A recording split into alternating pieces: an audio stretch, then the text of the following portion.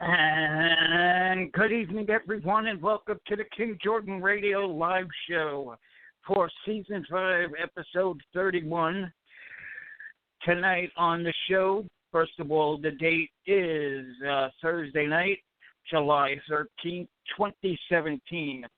Anyway, tonight on the program, we'll talk about the Penn State hazing death, and we'll see if it goes to trial. We'll talk to our two experts about that. Casey Anthony's attorney says she blocked out when it came to Kaylee. We'll get the opinions of our guests. Bill Cosby, attorney, drops out of the case, but there's a new trial scheduled for this November. We'll get our legal expert's opinion. An animal dies in a hot car. We'll take our guest's opinion. And 4 years ago today, George Zimmerman acquitted. We'll talk about reaction from that and so on. So it's a pleasure to have tonight on the show, for the first time, I guess you could say, a all-New York squad, if you will, two New York defense attorneys. First out of CNN legal analyst Saturday afternoons. Ladies and gentlemen, please welcome back to the show, Richard Herman. Good evening, Richard. How are you? Jordan, how are you, my friend? Great to have you on. Great to be here. Thank you. Absolutely. Let's bring in our other New York partner coming back to the show. He's been on Nancy Grace. He's been on CNN. He's been on all over. He's a Bronx attorney. Ladies and gentlemen, Alex Sanchez is back on the program tonight. Good evening, Alex. How are you? All right, Jordan. How's it going? And Rich, how you doing? I haven't seen you in ages. Alex, my man, a Bronx attorney. Oh my God, I'm intimidated now. Nah, don't be intimidated. I'm not going to hurt you. We got to go to the Yankee game, man. I got to meet you. Yeah. Anytime, buddy. That police officer that died was from the Bronx, right? Near you? The police officer? Is that what you said? Yeah. You know what I'm talking about? The young You're talking black police officer that we lost. Yeah, isn't that terrible? You know, here's a woman just sitting in a car. You know, she's a mother, and this guy comes up and shoots her in the head and kills her. And you know that made I don't care whether you're a prosecutor or a defense attorney. I don't care what your role is in the criminal justice system. You know, this is awful. But what's troubling about that case, and again, it highlights an extremely important issue, which, you know, society can only really run away from it for so long, was that this guy had a long-term history of mental problems, and about 2 or 3 days before this incident, his girlfriend brought him to a hospital because she felt he was having some type of a breakdown. And she brought him to a mental health hospital. And then the hospital refused to admit him. Sent him on his way. 3 days later, he goes and commits this awful offense. So, you know, something somewhere has got to change. It just can't continue at this rate. You can't. And that's the checkmate, because that's it. You can call it gun control. You can say everything you want, but the way we treat mental illness in this country, these people that go off and shoot these movie theaters and shoot a police officer sitting in a car, they've lost it. I mean, there's something seriously mentally wrong with them, and we just are unable or unwilling to commit the funds to it or know how to do it, but we don't treat these people. And these murders that we're reading about, you know, the majority of these people that commit them, they are people that are suffering from serious mental illness. And this is, like Alex said, this is an absolute tragedy. I mean, any murder is a tragedy, but this is just really horrific. No question. And you know, Rich, they don't want to devote money to it. It's a lot of money to pay for psychiatrists, psychologists, medication. Who wants to pay for that, right? That's right. This gets Tragedy. sick. All right, let's talk about Penn State, not Cherry State Industry, but they got the hazing case. Let's listen to the sound and we'll talk. Prosecutors say those fraternity brothers are trying to cover up a hazing ritual. It has been a marathon court hearing, and today we're expecting a slew of defense attorneys to try and tear the prosecution's case apart. Any comments this morning? This morning, one by one, defense teams will try to convince a judge that former Penn State fraternity brothers should not go to trial in a case of alleged hazing. 18 of them are facing various charges, ranging from evidence tampering to involuntary manslaughter in connection with the death of 19-year-old Tim Piazza. These are really good kids.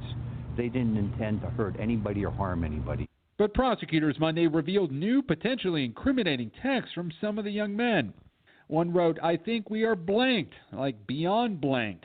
I don't want to go to jail. Hazing is a huge thing," read another. And make sure the pledges keep quiet about last night in this situation. We have a friend who is unconscious. No one in the Beta Theta Pi house called 911 for nearly 12 hours after Piazza fell down the stairs. His devastated parents, Jim and Evelyn, listened in court. How hard was it for the Piazza family to see this text message? This was a brutally horrible day for the Piazzas. They find it extraordinarily difficult to hear that and see it. At times, court devolved into a shouting match between the prosecutor and defense attorneys, who argued two private security employees hired by Penn State's Interfraternity Council had visited the party just minutes before Piazza first fell down the stairs. If that security company doesn't notice problems, how are our respective clients, who are basically young kids, supposed to notice any issues? Penn State tells us it's still investigating all aspects of the incident and has announced new safety reforms. This hearing was scheduled to end today, but that now appears unlikely. There might be more witnesses, and these attorneys will no doubt have a lot of questions. Hello, Today fans. Okay, Richard, let me get your take first, and then we'll go over to Alex on this Penn State situation, hazing case. Okay, Jordan. Look, you send your kids to school. You want them to get an education. Many of these kids are looking forward to graduate school and beginning their lives. And you get involved in the social aspects of college and universities. And, you know, I went to school in Pennsylvania, in rural Pennsylvania, where there were 40 fraternity houses in my school. And if you were not in a fraternity, you had no social life. So Penn State, same thing. There's nothing going on in that town if it's not football season. So basically, you have to join a fraternity. And when you have to join a fraternity, they have a lot of power. And they have a lot of power in their rituals to have you become brothers in these fraternities. And these are kids, you know, they're 18, 19, 20-year-old kids that are away from home a lot of times for the first times in their life, and they're in a fraternity house, and you know, they're getting hammered. There's a lot of drinking going on. There's probably a lot of drugs going on too. And you know, things get out of control, and how do you handle it? What do you do? I mean, my son is up at Cornell right now, and he's in a fraternity, and I said, "You're going to run for president?" He said, "No." And I understand why, because this president, you know, he's got the heaviest charges against him. He's got a manslaughter, aggravated assault charge. And, you know, Alex and I have tried so many cases, Jordan, where, you know, the prosecution puts on either videotapes or audio tapes, and after they play them, they look at you and they go, "You're a witness," you know, and what are you going to do? I mean, there was an incredible surveillance system in the house. I think they have 3 hours of surveillance here. And then you have the text messages from the kids who are freaking out, losing their mind, and a lot of consciousness of guilt. And again, maybe trying to cover things up because they're scared. They don't know what's going on here. Did they act the way they should have? Absolutely not. Were they responsible for this young man's death? Looks like it. Looks like it to me. What's going on in court now, the standard is so low, this case is going to get definitely put over for trial. There's no way these defense attorneys can prevent that, but what they can do and what good defense attorneys do in these types of hearings is just flush out as much of the prosecution case as they can so they can prepare for the trial knowing that this is where the prosecution is going to go. So I'm a little surprised that they're even having this hearing here. I'm surprised they didn't just get an indictment from a grand jury. But in any event, that's what's going on here. So it's a little bit of a sideshow. This case will be put over for trial. And look, hazing, there's hazing going on here, feeding alcohol to a minor. 21 is the drinking age in Pennsylvania. So, to the extent that these people had control over the liquor being provided to the fraternity, I'm told there's $2,000 worth of liquor purchased for this party. This is, I'm sure this was during some sort of hazing ritual to become a member or become a brother, and a lot of people were involved here, Jordan, a lot of people, and they waited 12 hours. This kid fell down a flight of stairs, and he had a lot of injuries.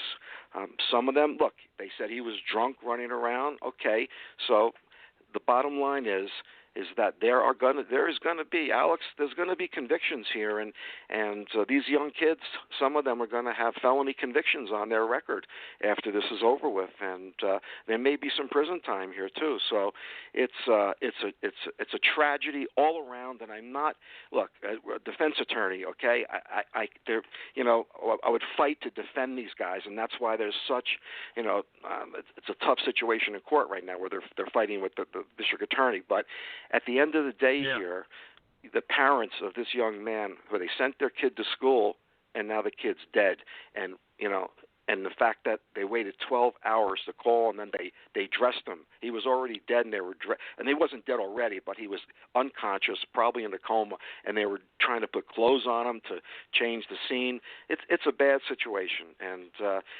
even great Bronx attorneys would have a very difficult time defending this particular case. So say you, Alex. What's your take on this? I think Richard just presented a superb analysis for this entire case. Really, I mean, unlike Richard, I went to school. I went to Fordham University in the Bronx, and I didn't live on campus. I used to take a bus every day to go to Fordham, and I never belonged to any fraternity. It never interested me to belong to a fraternity. You never needed it. I never had any desire. I didn't drink it all either. I was not a drinker. Even now, I have an occasional beer, maybe a little wine once in a while. But back then, I didn't drink at all. So that wasn't part of my existence. And more likely than not, if this case goes to jury, more likely than not, the people they're going to select for the jury probably are people that did not were not part of fraternities. The prosecution is probably going to exclude anybody that ever belonged to some type of fraternity to make sure that they're not, somehow biased in favor of, fraternity brothers and sisters. Richard hit on the most important factor that I've been reviewing here is the fact that they waited 12 hours. This guy's knocked out, falls down a flight of stairs, and you wait 12 hours. What on earth is going on in those 12 hours? Are they just sitting around laughing and drinking and having the time of their life? And then the defense attorneys, their primary, what their primary defense is?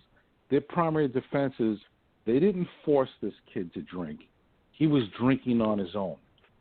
That's what their defense is. And even if he was drinking on his own, once the kid got hurt, these other people in that fraternity had a legal duty to take action to try to save this kid or provide medical attention to him. There is no question in my mind that these kids are all in trouble here. And Richard's right about one thing. I don't know why the prosecution is giving a preliminary hearing here. They could have just gone directly to a grand jury. All they're doing is providing tons of information to the defense, and the defense is taking advantage of that. And basically, it's a learning expedition. It's a fishing expedition for the defense, and they're picking up as many pointers as they can, and they're going to use that when they finally go to trial on the case. But I don't care how many pointers they pick up. I don't care what kind of confusion they're trying to create here. These kids are in trouble. And understand, Jordan, Jordan, understand in a school like Penn State, which is way out there in western Pennsylvania, or look at the series of schools like Lehigh and Lafayette and Bucknell, these schools, they're in the suburbs, and the campus life is your social life, and the fraternities are the social life. If you're not in a fraternity, that's where the parties are on the weekends. So if you are in a dorm or you're in, other housing as you go through your sophomore, junior, senior years, on the weekends you're either going to go to a fraternity party or you're going to sit in your own house and play cards because there's nothing to do, and the drinking age is 21, and like some bars will let you in, but that's a risk, and not too many bars are real receptive to having underage drinking, and the whole social life is around these fraternities. So when the students try to pledge a fraternity, they put up with a lot of stuff, and I remember what I put up with, and I can't believe I did all that.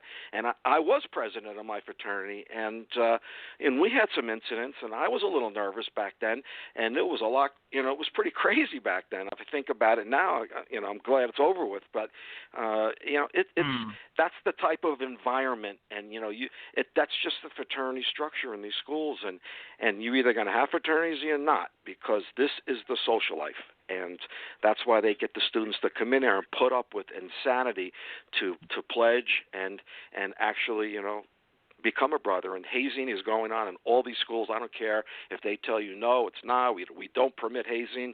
That's bullshit. They are all hazing to get these kids in as brothers. So that's what makes the brotherhood. The fact that this young man died, though, that is a problem.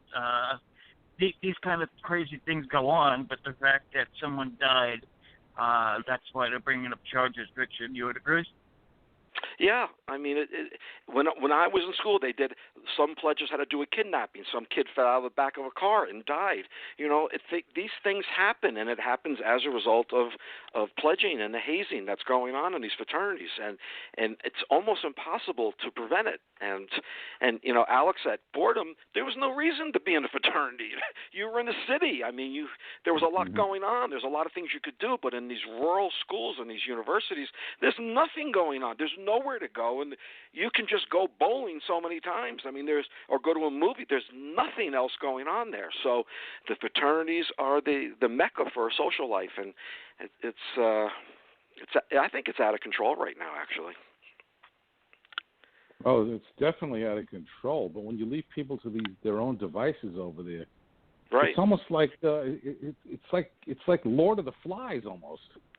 Everybody's descending to the lowest common denominator, and their worst and most, diabolical primitive instincts are coming out. And that's what's happening there. Throwing some alcohol there, people get hurt, people die, and then everybody's trying to run for cover and saying, I'm not responsible. But they're in trouble, and there's got to be other things to. I mean, I didn't live that fraternity life, but I mean, don't people go on dates when they're in college? There's nowhere, Alex. There's nowhere to go. You take a date to a fraternity party. That's what you do. There's nowhere else to go. That's it. Wow.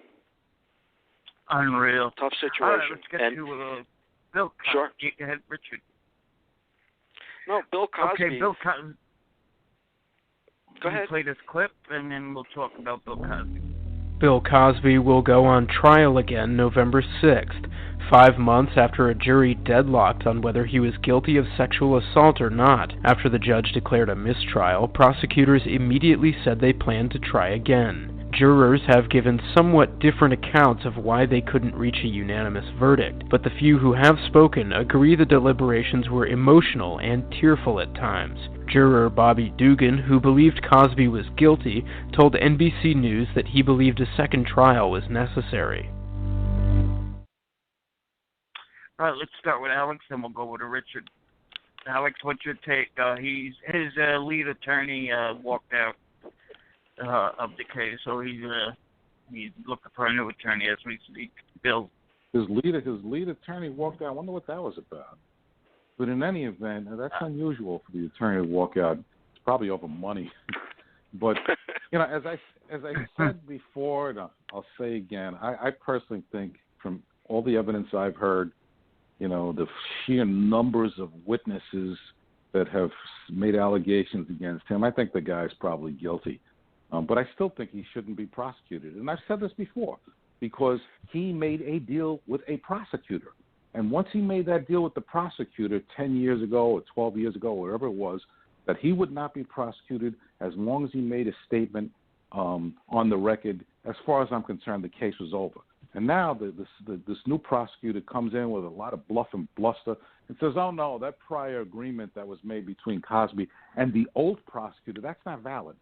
That has no valid. And the court somehow went along with that nonsense. It's my belief that if somehow Cosby gets convicted, the case has to be overturned on appeal. Because when a prosecutor and a defense attorney make an agreement, that has to be a solid agreement that cannot be simply overturned because of political influences. So I think that Cosby, no matter what, is going to end up winning. But that having been said, if that wasn't an issue, Cosby should be retried in this case. These women should have a right to testify as to what happened to them. And quite frankly, if the allegations are true, I hope the guy gets convicted. Okay, Richard, I think you have a different take on this. Let's hear it. Well, I think that Alex is right. I mean, they made a deal with the district attorney, and for the basis of that deal, he went ahead and testified in a civil litigation. So at the end of it, he never would have done that, and he would have stuck to his guns, and he would have, let them bring it on. Try your case way back when. And it just was political. This new district attorney ran on the platform of prosecuting Bill Cosby, and that's not what politics is all about. That's just not how the criminal justice system works. So they completely bastardized it there in that particular part of Pennsylvania again. But in any event, what's going on over there in Pennsylvania?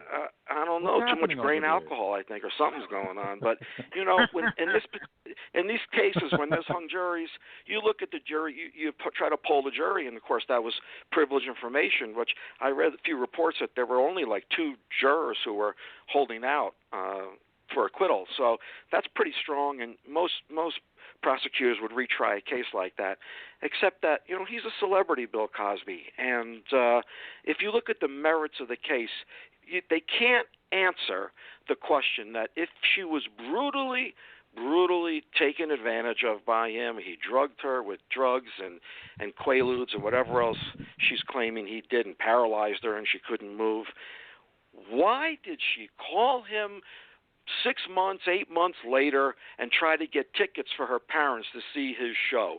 If this was a brutal physical attack on her where he completely took advantage of her, what is she doing talking to him? What is she doing trying to get more things out of him? Because that's probably why she was with him to begin with.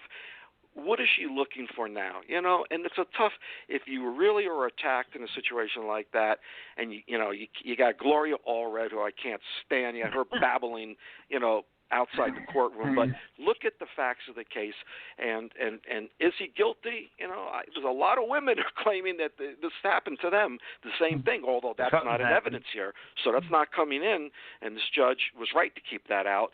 But again, why were you calling Mr. Cosby 10 months after the alleged incident to have him give you tickets for your parents to see his comedy show?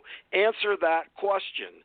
And, whatever she says, it doesn't matter. If I'm a juror, I got a big problem with that. But, it's not L.A., and if it was L.A., I would say there's no way they would convict him. But, this is not L.A. This is a, upper-class, pretty much white community, and there's Bill Cosby, and he's looking kind of pathetic these days, and all those jurors know his history. They all know the allegations against him, and even though, you're supposed to come in there with a clean slate, they all know it. Alex, they're coming in there. They've read all these stories and all these women's accounts of what happened, and they're probably looking it up at night, going on Google, even though they're instructed not to. So the question is, can he get at least a hung jury next time? And, I don't know. Only 2. If you lose your lead attorney, that's a problem. Richard? What would happen if they get another hung jury? What would happen? They'll try it again. So there's no Look at John Gotti. They kept coming back. John Gotti, they keep coming back. Good point, yeah. Hey, Rich, so, maybe you can no matter how many times, if they come back hung jury, they could keep going after it. They could keep going. That's very interesting. And what did you think, though? Let me start with you, Alex. Did you hear the wife, through a PR person, this is one of the reasons why the attorney left, basically go after the judge, the prosecutor, and who else? You know, I mean, that wasn't a good look. A lot of people said, and wait, you know, the judge. Who went after the judge? What'd you say? Who went after the judge and prosecutor? Mrs. Cosby right. threw a PR person through the judge after under the trial. bus, the prosecutor. Right. Yeah, right. After the trial, and it wasn't a good look because you might see that judge 4 months from now, and you know, I think that's why the attorney left. Why would Cosby's wife go after the prosecutor and the judge? Is that what you're saying? That's what happened. She made a statement after the trial was over. They came out on the courtroom steps, and through some sort of individual representing Camille Cosby, this person went insane against the judge and against the district attorney and how corrupt everything was and everything under the sun. Mr. Cosby's vindicated now, and these are horrible people. This was fraudulent. This was, everything under the sun. I mean, you and I would have walked out of this one too. That's the. I mean, Rick, you don't want. It's Rick, the same judge. It's the same judge who's going to do a retrial. So terrible. Rich, maybe you know more about this case than I do, and maybe you can answer this question because I'm not clear about this. Remember Bill Cosby 10 to 12 years ago? They made an agreement with the prosecution. He would not be prosecuted. Remember? Right. And he agreed to a civil judgment. So why on earth was it necessary for Bill Cosby to go on the record and make all these incriminating statements? Why didn't he just say, "Listen, here's a check for $2 million. Goodbye"? Why did he have to make those statements? Right. I don't understand that. And the way it was wrapped, I don't think it was. He said Benadryl. He said it was consensual. Yeah, but he didn't have to say anything. Right, he didn't have to say anything. But Alex is right. To a settlement. Alex is right, Jordan. There was a deal made, and I think what happened was when that deal was made, it wasn't made 100% proper. I think it was a verbal handshake with the district attorney. It wasn't put into a stipulation and so ordered. It was something like that. And when they had the new political election there, the new DA who hates this DA said, this was a travesty what happened with Cosby, and I'm going to come after him. And this was like the big grounds for the election in that community. And but you're right. You're right. And if he should get convicted next time, the first issue on appeal is going to be this. And because he relied to his detriment to a representative deal with the district attorney, Jordan. And I agree with Alex. I think that that's pretty powerful. And by the way, another thing you mentioned before, Rich, you said, what does this woman want? What is she getting out of this by coming and testifying now? From what I understand, she's getting absolutely nothing. Right? Nothing. Because she already got a settlement. She's not going to get any more money. So if she's not getting anything, wouldn't that suggest that she's telling the truth as opposed to fabricating? Who knows? Look, she worked. Look, he was Mr. Temple University, Bill Cosby, and hell hath no fury like a woman scorned. I'm sorry, ladies.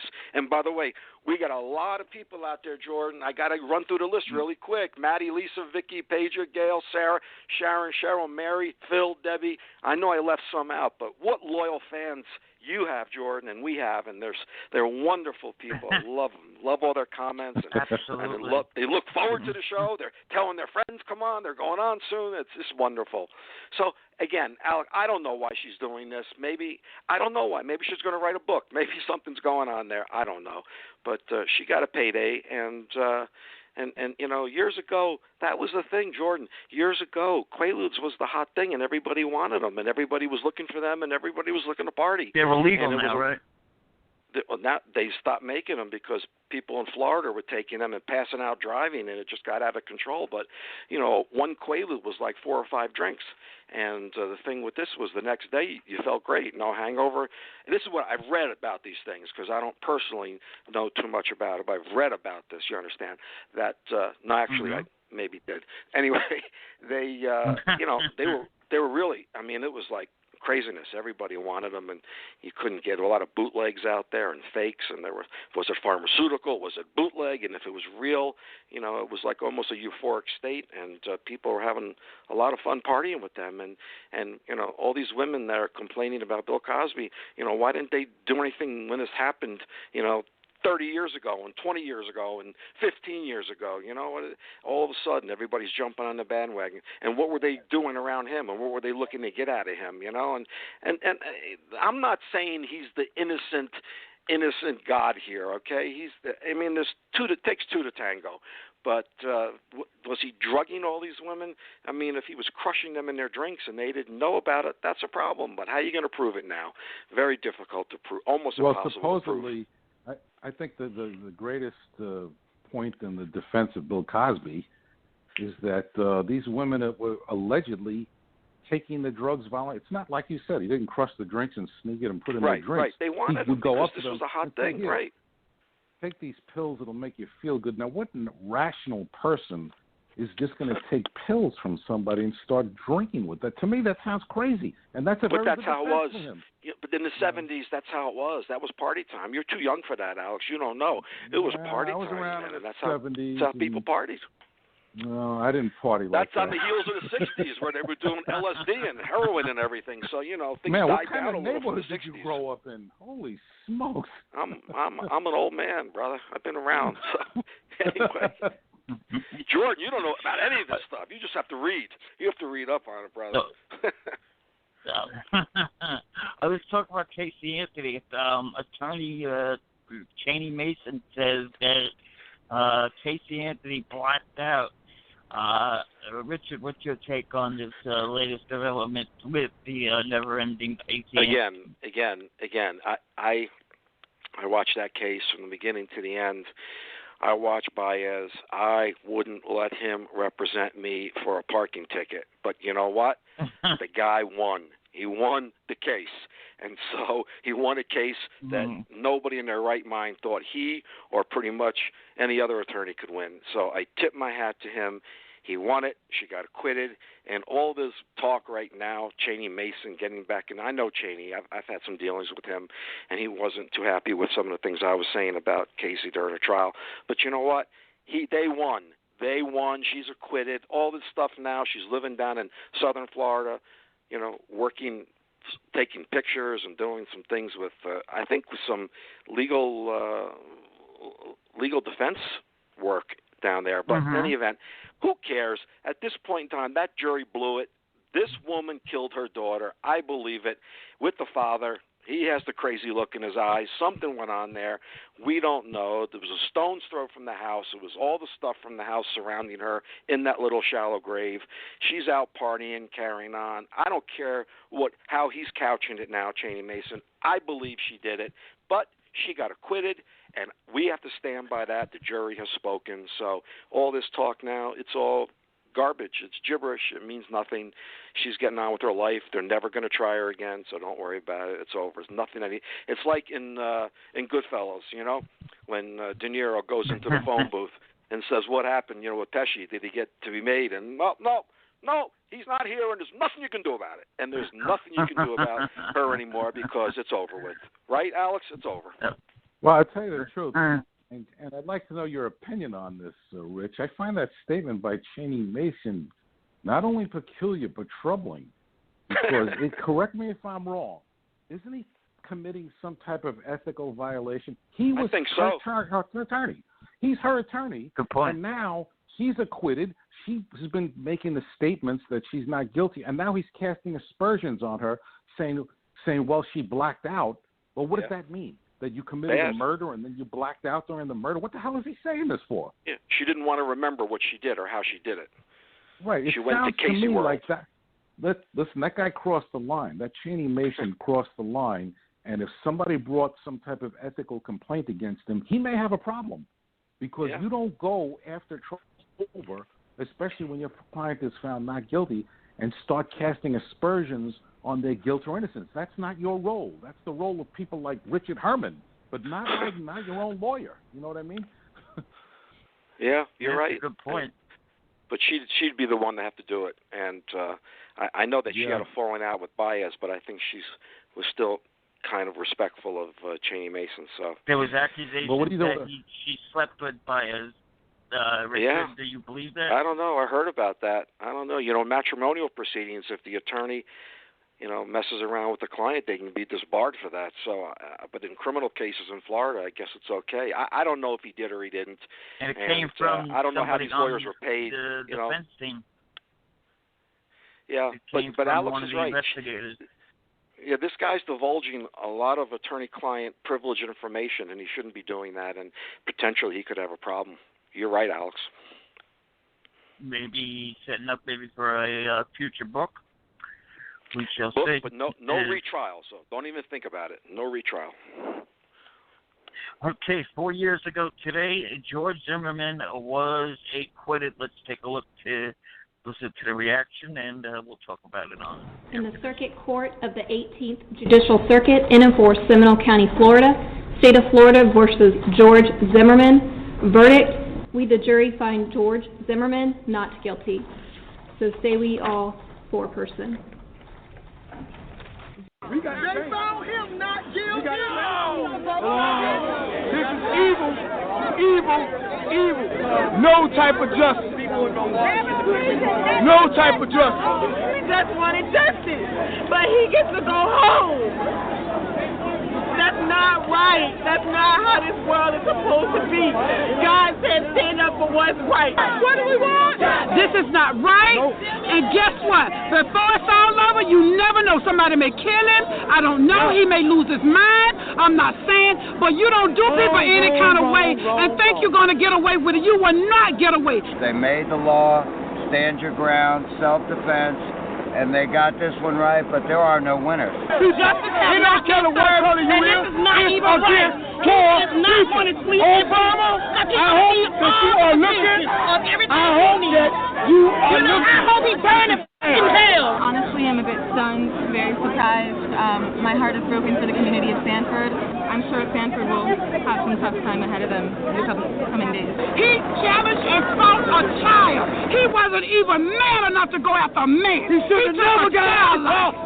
We have one father. He's watching America. This is what you did to the Martin family. Was ungodly. Florida is in jeopardy right now. We all got to pray for Florida. Okay, let me start with you, Richard. You did call it. So it's 4 years ago today that George Zimmerman found not guilty on all counts. What's your take when you think about this 4 years later? I think some of the stand your ground laws in Florida have been recently amended, and some of the castle doctrine down there has been amended a little bit, probably as a result of this case. But from a defense perspective, I think Alex would agree with me. There was a good defense here. I mean, there really was, and having your head pounded in the cement gives you a ground to if you're lawfully carrying a handgun, and your head is getting pounded into the cement. I think you can pull that handgun and shoot. So that's what happened here, and that's what the jury thought. And like the person said, under the law, he was acquitted.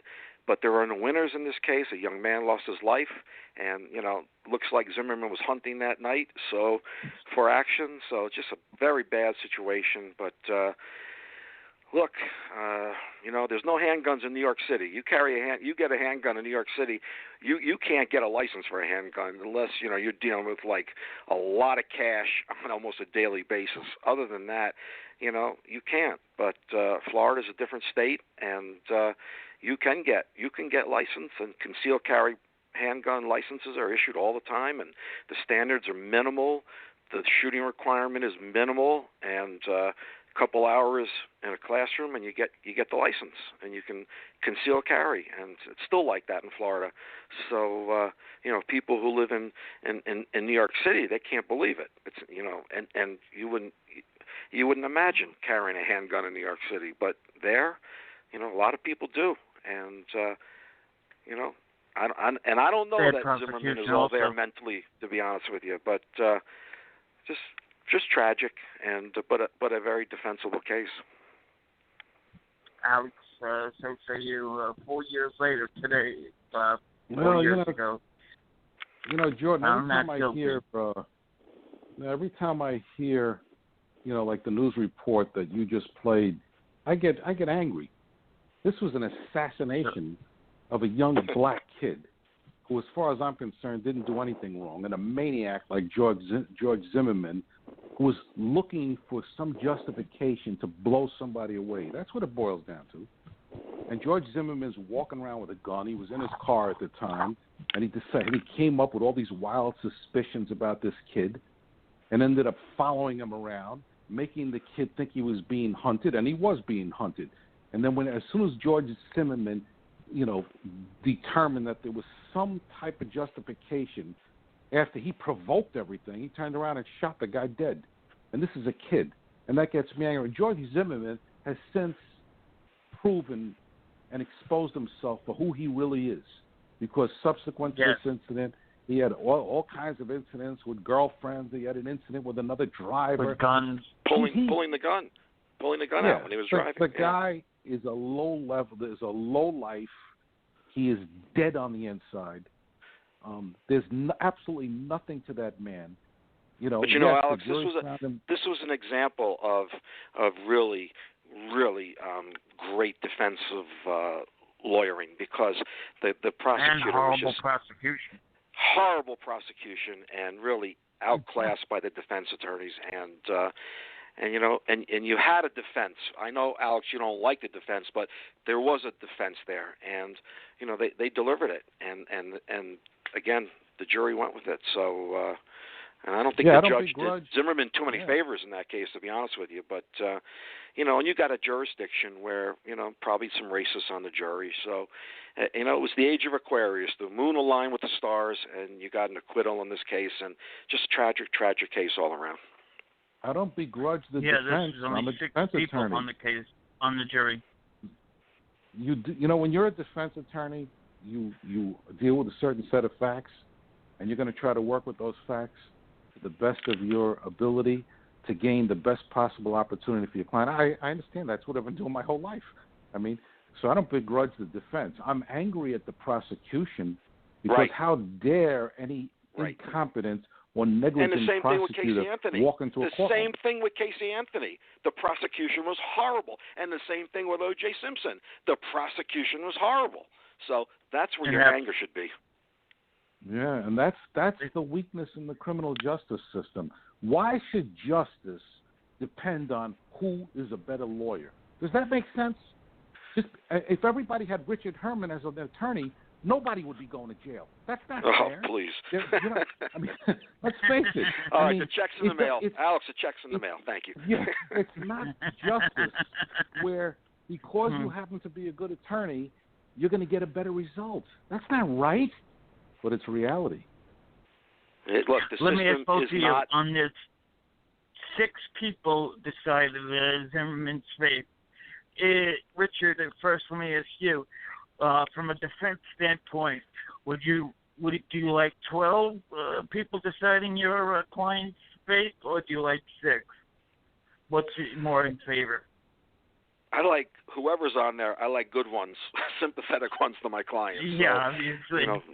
There's arguments both ways, 6 or 12. If you're looking for an acquittal or a hung jury, just one juror holdout, 1-1-1. Depends on the jurisdiction, depends on the jury pool. I don't know. It's not as easy as, I don't think it's a numbers game on that. 12-0 is kind of hard to get either way.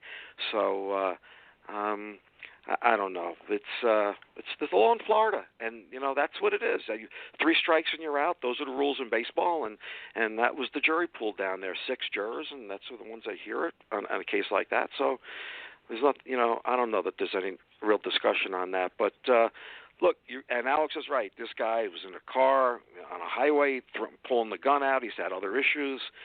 Girlfriend issues, restraining orders issued against him. There's something wrong there. Again, maybe some mental illness with him too. And again, what are we doing about that? Nothing. So is the Zimmerman story over with? Probably not. Probably not. So to be continued with George Zimmerman, I think. Alex, so say you, if you have a client and would you rather have 6 jurors to decide the fate or 12? I think I'd rather have 12, because if you have 12, all you need to do, if your objective is to, sometimes a case is very strong against your client, and your objective is simply to convince one person to join your side, because if we get one poor person to join your side, it's going to end up in a hung jury, and that means they're going to have to try the case all over again. And obviously, if you have 12 people, you have a greater chance, I think, of maybe possibly convincing one of these people to join your ranks and hopefully end up with a hung jury. Now, the next question is, should a defense attorney be trying to get a hung jury to begin with? Don't answer that, Alex. Alex, it's between you and me. Wait a minute. Some people would say, "What the hell are you talking about? You're trying to be a defense attorney. You're just trying to jam up the proceedings. Is that what you're trying to do?" And that's what defense attorneys do. All right, this is a very tragic case. A person leaves an animal to die in a car. Let's talk about this, but let's hear some Sanford's. A famous woman is behind bars tonight after police found her dog dead inside her car during our hot weather. And CBS 2's Tina Patel is live in Pomona, where her 2 other pets are being treated. Tina? Well, Pat, it was well over 100 degrees in that car, which is why vets here are now keeping a close eye on the animals that did survive. Their owner now facing 3 felony counts of animal cruelty. Christian Ceballos and Celine Escobar both wait until evening to bring their dogs to the park. They say in the summer they worry about them getting overheated. I work 7 a.m. till 3:30, so I'm constantly calling my mom, hey, check on his water, make sure he has water. I work 10 minutes away from my house, so I go for my lunch just to make sure she's still okay. Like every time, I put ice cubes in her water. They think every pet owner should take precautions like that, which is why they were disturbed to hear about Jennifer Arriga. Ontario police arrested her yesterday afternoon after she allegedly left her cat and 2 dogs inside a parked car on Shelby Street. They broke the window to rescue the animals, but one Chihuahua didn't make it. Oh, man. That's sad. That hurts because I'm a dog lover, especially dogs. That's what the Inland Valley Humane Society are now treating the surviving dog and cat, who were both in heavy distress when they were found. They don't know how long the animals had been left, but say it was 113 degrees in the car. Inside a vehicle, it's a lot hotter. It gets 30 degrees warmer in a matter of 30 minutes. In fact, investigators used a special thermometer to show us just how quickly temperatures do rise. That's why they say pet owners should never take a chance with their animals. Common sense. Just use your common sense. If you don't want to be left in the vehicle in the heat yourself, why would you expose your pet to that? Arriga is due in court tomorrow. Investigators tell me it'll be up to the judge to decide what happens to the dog and cats that survived, but they say it's unlikely they'll be returned to her. That's the latest in Pomona. We'll send it back to you. Richard Herman, let me start with you. This is a sad, tragic case. A lot of people have animals, and what's your take on this? Well, you see the difference between an animal and a human being. We had that husband who put the kid in the back seat and went and got on, doing porn and everything on his phone the rest of the day, and the kid died, and that person's going to be in prison pretty much the rest of their life. Here, the worst case scenario, okay? The worst case scenario is 6 months in county prison and a $600 fine. But that's the worst case, and with no prior history, probably no prison, and some community service and a fine, and that's probably how it's going to come down. So poor animals suffered. One died. The other ones were in really bad shape when they got them out. Was it an innocent mistake? Do you just is it an innocent thing to leave a dog in a car like that, or did this person intend for the dogs to suffer and die in the car? I don't know. I don't know where it's coming down, but I'm looking at the statute here and I'm looking what the allegations are, and you're looking maximum for the dog that died, 6 months, and I can't see a judge on a first offense giving any kind of jail time to someone in this case. Alex, I think you were a animal owner. Tell me if I'm correct or incorrect, but a day like today, where it was almost 100 degrees, you wouldn't leave your animal in a car, would you? No, absolutely not. I have a Siberian Husky. Oh, jeez. He'd break out of the car. He wouldn't stay in there. Yeah, they don't do well in very warm weather. I also have a toy poodle, and my daughter, who lives with us, has 2 cats. So we have 4 animals in this house. But we're very conscious about, we have to let the dogs out into the yard, but, we make sure we let them out for a little while. They hang out for a little while, bring them back in because they can't be hanging out in the sun. As Rich said, right. I would like to know a little bit more facts about how this woman ended up leaving the dog in the car. I walk my dog sometimes at night, quite often at night. That's when I walk the dog because I don't have time to walk it during the day. Plus, when I do walk the dog, I want to make sure that it's cooler. And I put the dog in my car, I drive to this park, and I walk around this park, and then I take her home. One time, this only happened once, but it did happen. One time, I walked the dog, came home, and the next day, I'm looking around, I'm saying, man, where's the dog? And I'm looking outside. Holy smokes, I left the dog in the car.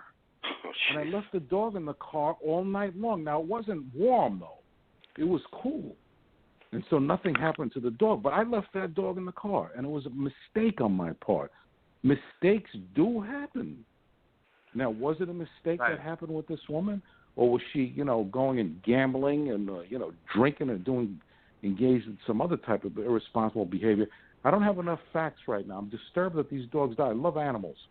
To me, animals are wonderful. But I think before we draw some judgment on this person, I think we need to know a little bit more facts. How did she treat the animals in the past? Did she always take her dogs to the local veterinarian to be treated properly? What did the neighbors say about her? And what was the general physical condition of the dogs anyway? Did they look like they were generally healthy, or were they always being mistreated? Were they underweight? Did they suffer from ticks or Lyme disease or untreated heartworm disease? I'd like to know all that because it would tell me whether or not this person is a responsible person or not. If she was an irresponsible person and she left those dogs to die, as far as I'm concerned, let her go to jail for 6 months. All right, before we get to our call, Jordan, New York, Jordan, Alex and I, we were in the trenches with Nancy Grace in the early years too, brother. Alex and I go way back with her, with the craziness, with the turning off the mic, and it would be our goal to antagonize her and make the veins pop in her neck and just make her crazy, like just say anything to make her nuts, and she loved that. And we finally ran her off TV. We had a lot of fun doing her show. And then it got a little different as it went on. But in the early days, we had a lot of fun with her, boy. Yeah, let me tell you. Fun. Yep. Now tell me something, guys. You guys are in the Bronx. I got to know this. Don't break my heart. Where love is this the judge. best place to eat in New York? I'm going to say Junior's. Junior's. What do you say, Junior's? Richard? That's in Brooklyn. Well, Junior's it's still New York. Used to be good, like Junior's used to be good years and years ago. There's a few decent places. Oh, good. By the way, I just went to eat at a restaurant in Manhattan, Smith & Walensky, which is a steakhouse. That was pretty good. Yeah. I enjoyed Smith. Oh, that's if a you good like place. steak. I know you're talking. Yeah, but you got Peter like Luger's steak. in Brooklyn. Yeah, Peter Luger's. Oh, there you go. Hey, watch out for Peter Luger's, because the lady the other day was eating at Peter Luger's, and another patron there went in bitter and tried to bite her arm. Oh, my God. You got to watch out for your life at that place. Campagnola on the Upper East Side. Great Italian food in New York City. Nobody's biting people there. It's good. And not get better Italian food. Now, wait a minute. You guys, I'm in love with York. this Aaron Judge. I love this guy. Oh, my God, I'm so in love with him. But please, I don't want to read about steroids down the road with him. He's such a big, strong guy, but I hope it's not. That's what I was thinking. I hope not. Okay, let's get to our callers. Let's say hello to Sarah. She is now in Anaheim, and she says hello. Good evening, Sarah. It's your turn. You're on the phone with Richard and Alex. Hi, gentlemen. Actually, it's Sarah from Huntington Beach, so I don't know if you wanted me or if there's another Sarah. Okay. Well, hi, guys. How are you? Hey, Sarah. I'm good. Haven't talked to you guys for a while. I do have just a couple things to say and a couple questions. I agree with Alex on George Zimmerman. I think that I'm not a lawyer, and I wasn't a juror, but I watched the trial, and I think he's just guilty of sin. I think one thing that bothered me so much when his defense kept talking about how his head was being bashed into the sidewalk. Right. Okay, maybe it was bashed, but he went to work the very next day. So how bad could his injury have been? But then you get to the, stand your ground, and he was fearing for his life. And this fearing for my life, boy, have we heard that in the news every week. We hear fearing for my life. And I'm just, gosh, I just wonder, do you bring a gun to a fist fight? I think, I don't know, it's just sad these days that a lot of people are getting killed. And it's just, society is just getting worse and worse. As far as Bill Cosby goes, and I know that both of you have shared your views in the past, and I just want to echo that I believe that if he had a deal with the district attorney, that deal should have been honored.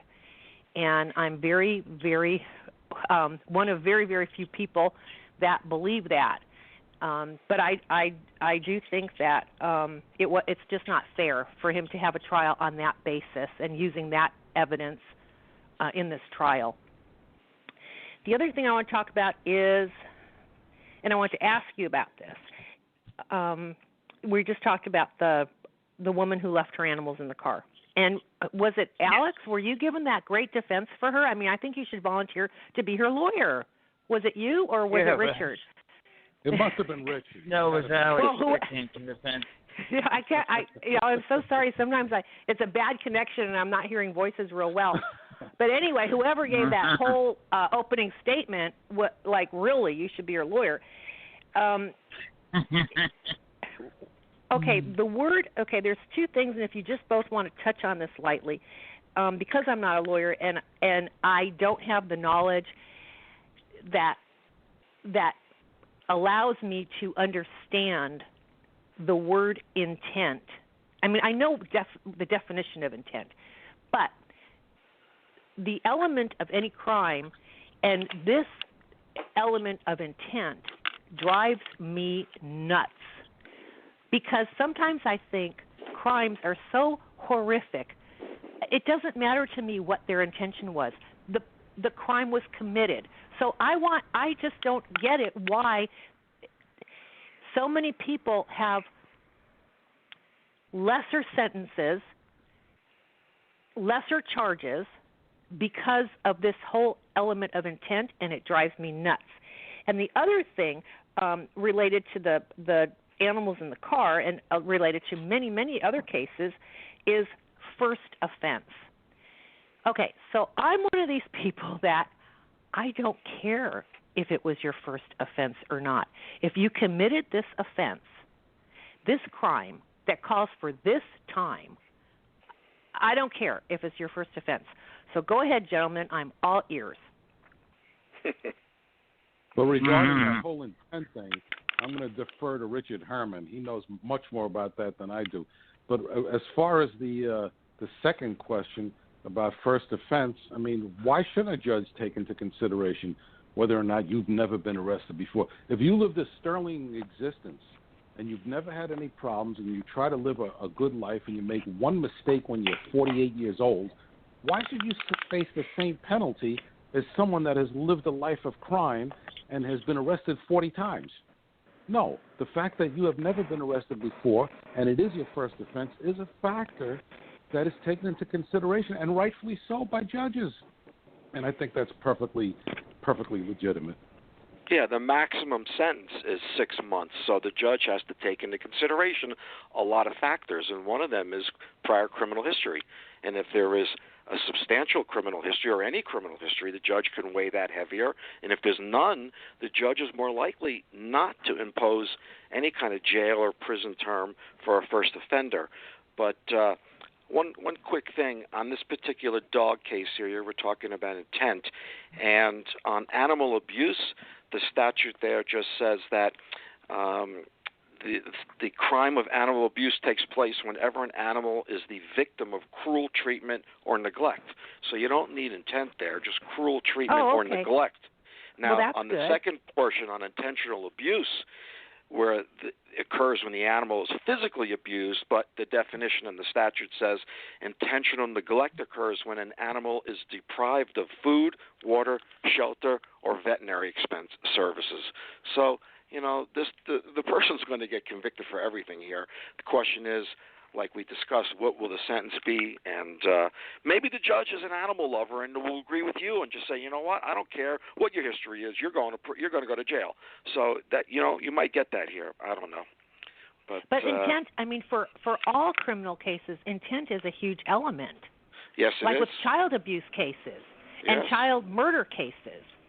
But every case, we punish for the state of mind of the alleged perpetrator. So if it was an intentional conduct, then they're going to be convicted. If it's not intentional, there's going to be something less involved there. Murder is an intentional killing. If it's not intentional, then it's going to be manslaughter or something else. And the punishment is much heavier for intentional conduct than, say, mistake or some sort of something else. So intent is critical in the criminal justice system, and you have to prove that. And you were talking about Zimmerman and fearing for your life, and that's a state of mind, and that's a subjective state of mind of someone. And that subjective state of mind is what gets virtually every police officer acquitted when they're prosecuted, because they feel that they were in fear of great bodily harm or death, so they shot, and that's the defense. And it's subjective. It's under those circumstances, what was the state of mind of the police officer under these circumstances, at night, in the dark, down on the ground, laying flat, some guy on top of me, throwing my head into the ground? What was my state of mind? And, and again, we looked at the quality of representation by the state and by the defense and the jury pool, and that's how you get an acquittal in the Zimmerman case. And I do understand that. I think maybe in the back of my mind when I was talking about my question regarding intent, it was more when I read about these stories where little children are beaten to death, and the perpetrator is charged with manslaughter. I just don't see it. I just can't see, if you're beating a child to death, your intention is to what? Discipline them? I don't know it too just many, doesn't, I don't it know doesn't too many cut cases with me. where I don't know too many cases where someone's beating a child to death and gets off on manslaughter. You'll have to show me some of those, because those are that's okay. You're gonna I will get your email address and I will send them. No, I don't want to read them. It's going to make me nauseous. Okay. So don't send them to me. Okay. All right. Well, thank you guys. Have a good evening. Thank you for calling. Thank you, sir. Okay. Thanks, George. Thanks so much. Let's go up to Hawaii and let's say hello to Mary. She's live on King Jordan Radio. Good afternoon, Mary. I guess it's afternoon there, right? Yes. 5:30. Hi. Good afternoon, Jordan. Yes, it is. Hey, Mary. Aloha. Aloha. Aloha. 4:30, actually. And hi, Alex. What's and there? hi, Mary. Richard. How's it going? Haven't talked to you guys in a long time. Actually, I'm on my way. I'm at the airport. I'm flying from Honolulu to Kona in about half an hour. Wow. So, nice. Yeah. I wish I was Sarah you. and I, Just got to go out to Kennedy and get on a plane, Alex. Just got to get on there. No, I do not want to go to New York, believe me. I'm sorry. Sarah and I are so much like-minded, and I am going to talk. I agree with Alex on this. What you said, Richard, was the makeup of social pleasure, whatever is the fraternities, and okay with that. I'm okay with that, but when do we stop caring about another human being? And why do we have to drink so much? I mean, I know I am dating myself, but what's wrong with going bowling? What's wrong with meeting at people's houses? What's wrong with going to the movies? Why do we have to get so drunk to the point we don't care about another human being that falls down the stairs? You see what I'm saying? That's one point that I wanted to say, that our social morals have just gone down the tubes in everything. Zimmerman, I am glad that the Florida is taking a look at the and changing some of the laws on standard secure ground, because I think that that Zimmerman getting off, he was just a horrible human being, and I think he was on a hunt, like you said, Richard. He was hunting that night. On Cosby, I don't think he should be retried. I think that that first agreement should have been, upheld, because, to compare it to a case on child abuse, we have the Bella Bond murder, and the mother got off with a sweet deal where she will serve no time, and the boyfriend, who supposedly, according to her, is the one who beat the child to death, but they both buried the child, threw him in the ocean. They kept the child in the refrigerator and in the freezer for months, and the mother gets nothing. So if I would like to have a deal thrown out of court, would be that one, and let her be tried for murder. So that's one that I have to say on that. And basically, that's it. Thank you for your time, and I'd like to hear your take on that. Thank you, Mary. And aloha.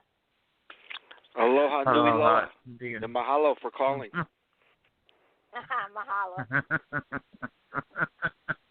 Thanks so much for the call. And I think Mary brings up some...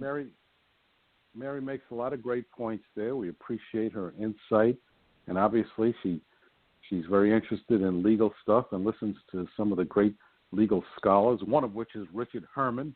And by the way, when am I going to get that check, and how much is it going to be for? Okay, I'm done.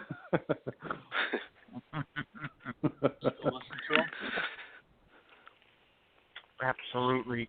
And Richard or Alex, have you followed the case with the 4 missing people, teenagers, I guess? Richard? Yeah, that's unbelievable.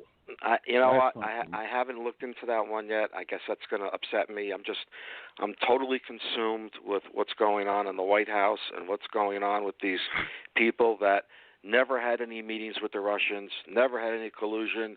Oh, wait, there were some meetings, but there was never any well, now there was some meetings and there was collusion, but it's okay. I mean, I'm watching this stuff daily, and I'm losing my mind. I just can't take it. It's unbelievable what's going on here. It really is. It's unbelievable. It's unbelievable. Well, you know what, Richard? If it's upsetting you that much, you may need to go to one of those cry-ins that they're having around the country, where you can go there and cry and get all your frustrations and your emotions out. I'd rather go get bit at Peter Luger's or something than do that. Getting a lot of play tonight, Peter Luger. But a wonderful job by everybody. Good chemistry by the New Yorkers. Yeah. So let's do this again. Definitely. And Alex, great hearing your voice, Alex. We can do it live. Wishing you all the best. From Peter God Lucas. bless, brother. And George, you're wonderful as always. We love you, man. Hey, Rich, don't be afraid to come to the Bronx. Right? No, I love the Bronx. Rich, I love the Bronx. Don't be afraid to come to the Bronx. Anytime you want to come down, I'll take you to a nice restaurant. I'll make sure you're nice and safe. Don't worry about anything. Okay? I love it there. Come on. Don't worry, Murray's one of my friends. I love it there. I'll come see you. I promise. I promise, Alex. Great hearing your voice. Thank you. Richard. Let's do it, man. Let's meet up. Saturday, yeah. Yep, CNN this Saturday, so that'll be interesting. More Trump stuff. I'll lose my mind. But I'm not doing a crying, so forget it. Okay.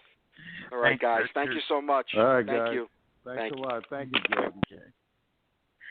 Alex, it's been a pleasure. You haven't been on the program in a while. How's everything overall? Me, I'm just trying to live like the rest of the world. Get up every day, look at my schedule, try to figure out how am I going to resolve this problem or that problem. Go to work, come home, deal with the family, just trying to get by like the rest of the world. Yeah, you got to count your lucky stars for what you have. The world, all against us. Sometimes you just got to thank what we do have and not what we don't have. You would agree, right? Man. I'm with you 100% on that line of thinking. So true. Anyway, Jordan, all right, Alex. Thanks a lot for having me on the show, and thanks to you for your great audience. It's really a lot of fun being here. Talk to you later, buddy. You know, you and Richard, awesome chemistry. Awesome. It was so much fun. I'll definitely hear this back. Okay, Alex. Thanks so much. Bye-bye. And, of course, Alex Sanchez, great attorney. This will be back probably, I am thinking, let's see here, Thursday, July 27th is the tentative date that we'll be back. Please keep up with King Jordan Radio on Twitter at King Jordan RAD, on Facebook, facebook.com/King Jordan Radio, and on Instagram, King Jordan Radio. Okay, it's time for the song of the night. We're going to go to Throwback Thursday, and this is a song I grew up with. Let's go to 1990. Tiffany, I think we're alone now. Good night, everybody.